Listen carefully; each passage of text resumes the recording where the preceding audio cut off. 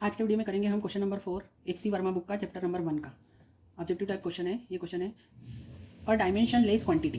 अब dimension less quantity के बारे में आपको बताना है कि एक ऐसी क्वांटिटी जिसकी डायमेंशन नहीं है। इसके चार ऑप्शन हैं। ए नेवर हैज़ अ यूनिट, मतलब डायमेंशन लेस क्वांटिटी की कोई यूनिट नहीं होती है। बी पार्ट में है ऑलवेज हैज़ अ यूनिट, मतलब इसकी हमेशा यूनिट होती है। सी पार्ट में है मे है वो यूनिट, मतलब यूनिट हो भी सकती है नहीं भी हो सकती। और डी पार्ट में है कि dimension less quantity does not exist, मतलब एग्जिस्ट ही नहीं करती। अब हम देखते हैं कि कौन सा ऑप्शन आएगा। हम यहाँ पर डायमेंशन लेस क्वांटिटी को एग्जाम्पल से समझते हैं। तो हम पहला एग्जाम्पल लेते हैं एंगल का, कि एंगल एक डायमेंशन लेस क्वांटिटी है, क्योंकि एंगल का फॉर्मूला होता है आर्क अपॉन रेडियस। तो आर्क भी डिस्टेंस मेजर होता है आर्क में, और रेडियस भी डिस्टेंस में ही मेजर होती है। तो इसका डायमेंशन हो जाएगा L upon L means L to the power 0। तो एंगल की डायमेंशन तो 0 होती है, मतलब ये डायमेंशन लेस क्वांटिटी है। लेकिन आपको पता है कि आप एंगल की यूनिट्स क्या लेते हैं। जिस तरह से बोलते हैं कोई एंगल 40 डिग्री का है, या आप बोलते हैं कि 40 सेकंड्स का है, या आप बोलते हैं 40 मिनट का है, या फिर आप बोलते हैं कि एंगल 1 रेडियन का है। मतलब इसकी ये डिफरेंट यूनिट्स है, degree minute seconds and radian. ये एंगल की यूनिट्स हो सकती है, मतलब क्वांटिटी डायमेंशन लेस है बट इसकी यूनिट्स हैं, है ना। अब एक और हम एग्जांपल लेते हैं, second example coefficient of static friction. Coefficient of static friction भी एक डायमेंशन लेस क्वांटिटी है। देखिए इसका फॉर्मूला होता है force is equal to mu S means coefficient of static friction into M into ji.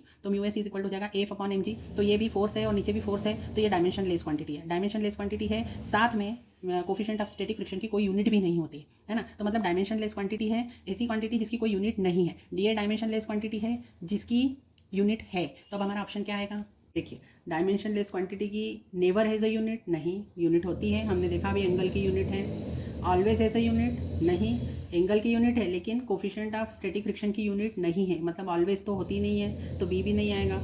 C part आएगा क्योंकि मे है वो यूनिट। यूनिट हो भी सकती है अगर क्वांटिटी डायमेंशन लेस है तो, और यूनिट नहीं भी हो सकती। हमने दोनों एग्जांपल देख लिए हैं। और ऐसी क्वांटिटी डज नॉट एग्जिस्ट, तो ये भी गलत होगा क्योंकि हमने एक डायमेंशन लेस दो क्वांटिटी की बात कर ली, एक एंगल की और एक कोफिशिएंट ऑफ फ्रिक्शन की। तो इसका ऑप्शन कौन सा आएगा, C option. Thank you for watching the video. If you are liking our videos then please like, subscribe and share our channel. Thank you for your support.